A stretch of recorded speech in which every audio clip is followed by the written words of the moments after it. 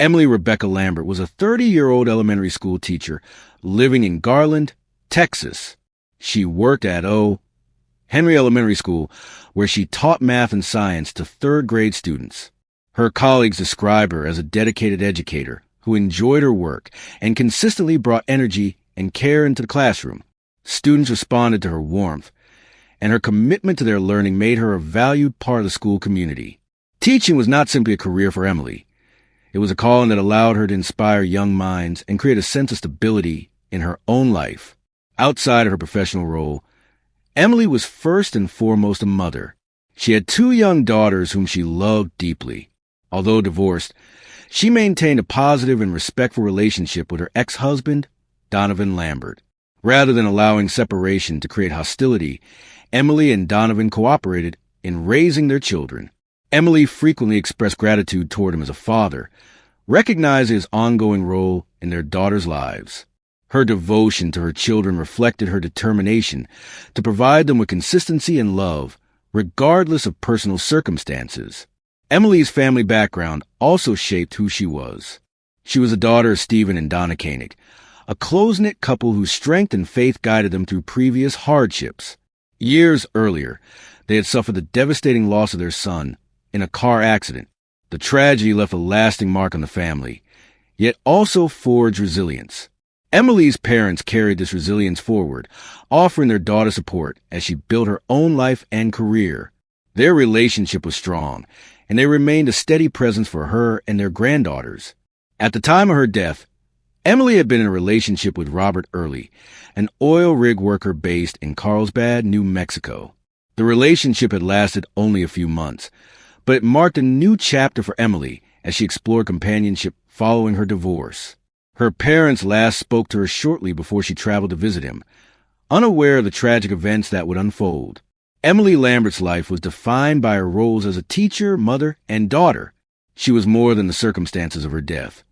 She was a woman whose dedication and love touched those around her. In early March 2014, Emily Lambert left Garland, Texas, for a weekend trip to Carlsbad, New Mexico. She planned a visit to spend time with her boyfriend, Robert Early, who worked on a local oil rig.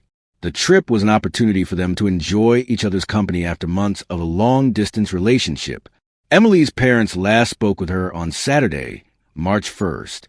During that call, she sounded cheerful, describing her day and sharing that she was enjoying herself. To those closest to her, there was no indication of anything unusual. That same day, Emily and Robert spent time sightseeing and shopping. The couple appeared to be having a pleasant outing, a normal weekend together. Later in the evening, they went to the Blue Cactus Lounge, a bar in Carlsbad. Inside the bar, however, tension surfaced. Reports later indicated that an argument began after another man allegedly flirted with Emily. What may have started as a small disagreement quickly escalated. According to Robert's initial account to police, Emily left the bar on her own following the argument and never returned. He stated that she walked away, leaving him behind, and he had no knowledge of what happened next. On March 2nd, he formally reported her missing.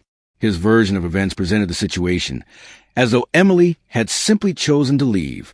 For investigators and her family, this created uncertainty. In the hours following the report, hope remained that she might reappear unharmed. As law enforcement began to look into the case, however, contradictions appeared. Surveillance footage in the hotel where Emily and Robert had been staying showed details inconsistent with his claims. The images suggested discrepancies between what he told police and the timeline of their night. These inconsistencies shifted the perception of the case.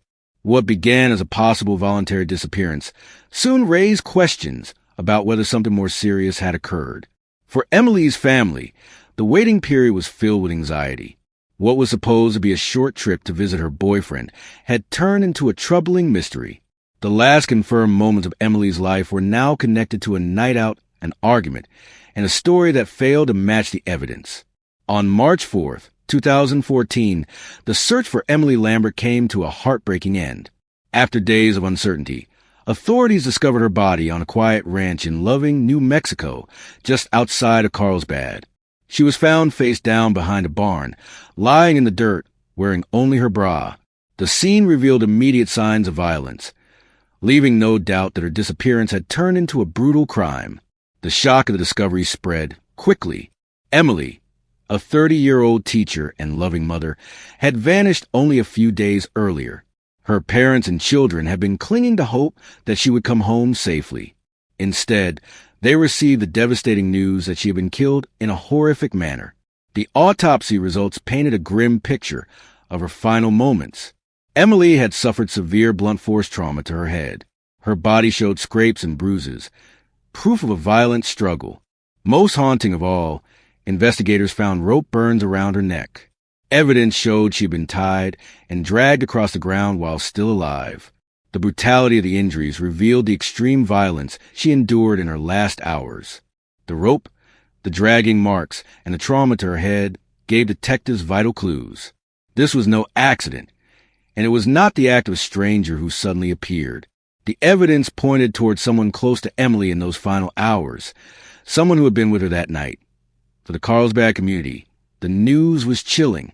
For her family, it was devastating beyond words.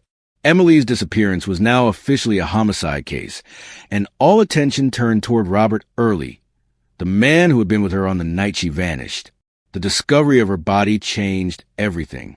What had started as a missing person search was now a murder investigation, fueled by the shocking violence revealed in the forensic findings. From the moment Emily Lambert vanished, Robert Early's explanations wavered and twisted under the weight of scrutiny.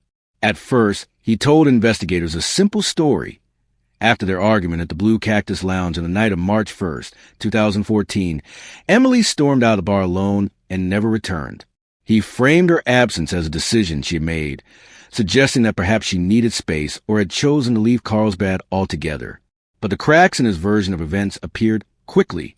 Surveillance footage from the hotel contradicted his claims. Witnesses also noted inconsistencies, and police began to see his story as less an account and more of an excuse. Under growing pressure, Robert changed direction. This time, he spun a bizarre tale about a mysterious, large man in a cowboy hat. According to Early, this stranger had left with Emily and, after some kind of confrontation, accidentally killed her with a metal pipe. Early claimed he panicked and fled the scene, distancing himself from responsibility.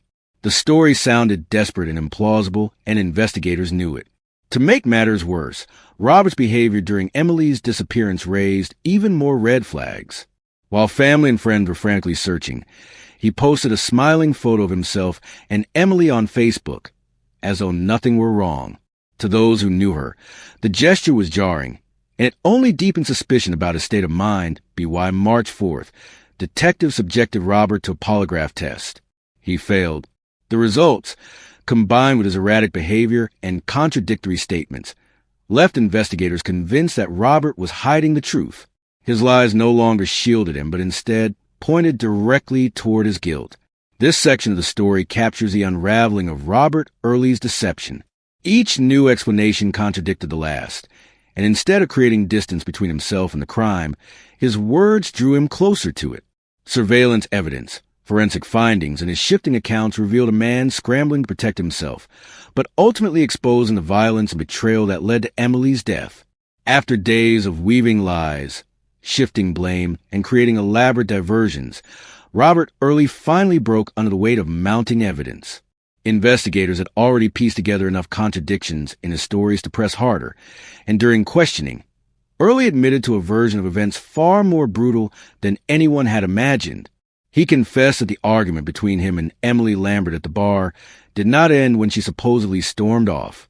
Instead, the fight escalated violently. In a rage, Early admitted he repeatedly kicked Emily in the face and head until she collapsed, unconscious but still alive. What began as a drunken dispute had transformed into a horrifying act of violence. Not knowing what to do, he placed her in his vehicle and drove to a remote, desolate location outside town. But instead of showing any mercy, Early continued his assault. He revealed that he attacked her again using an air pump from his car, striking her while she lay defenseless. The cruelty of his confession stunned investigators, but what came next was even more chilling. Early described tying a rope around Emily's neck, fashioning it into a makeshift noose, and attaching it to his vehicle. Believing she might still be alive, he dragged her across the ground, inflicting unimaginable pain and injuries until eventually leaving her behind in that secluded area. Later, in an effort to hide what he had done, he returned to the site to move or discard evidence, actions that only deepened the deliberate nature of his crime. His confession painted a picture of calculated brutality, revealing not only the physical violence he inflicted, but also his cold attempts to mislead police and Emily's loved ones throughout the investigation. The shocking details highlighted the extent of his cruelty and the desperate lies he had spun in the days following her disappearance. For investigators, the admission was both a breakthrough and a haunting moment. The long hours of interrogation had finally forced the truth into the open, but the reality was more horrifying than the fabrications they had spent days untangling. The case had moved from suspicion to certainty. Robert Early had confessed to the murder of Emily Lambert. In May 2015, Robert Early, then 33 years old, stood before a New Mexico courtroom to face the consequences of his actions.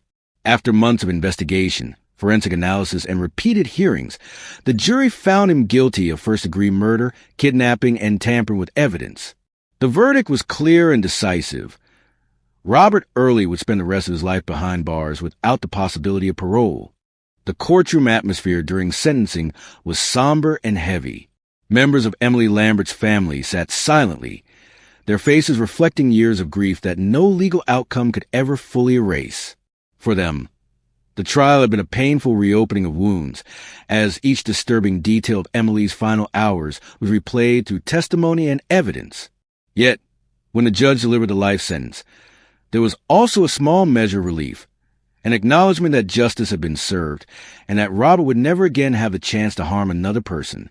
During his sentencing statement, Robert addressed Emily's family directly. His words were brief but striking.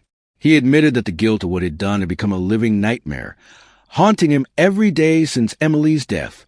He expressed remorse, apologizing to the family for the pain he caused.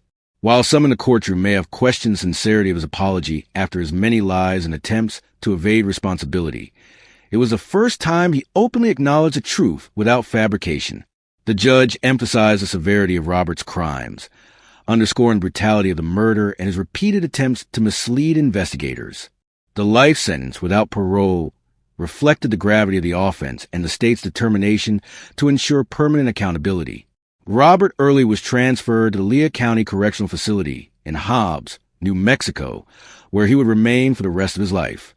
For Emily's family, the sentencing did not erase their loss. Closure was difficult to define, and no verdict could restore the life that had been taken so cruelly. Still, knowing that justice had been delivered provided some measure of peace in the long, painful aftermath of tragedy. The murder of Emily Lambert left an unhealable wound on those who loved her most. For her parents, Stephen and Donna Koenig, the loss was almost unbearable. Years earlier, they had already endured the heartbreak of losing their son in a tragic car accident. Emily's death forced them to relive that nightmare, only this time under circumstances so violent and cruel that they struggled to comprehend the depth of what had happened. At first, the Koenigs were shielded from the most brutal details of Emily's final moments.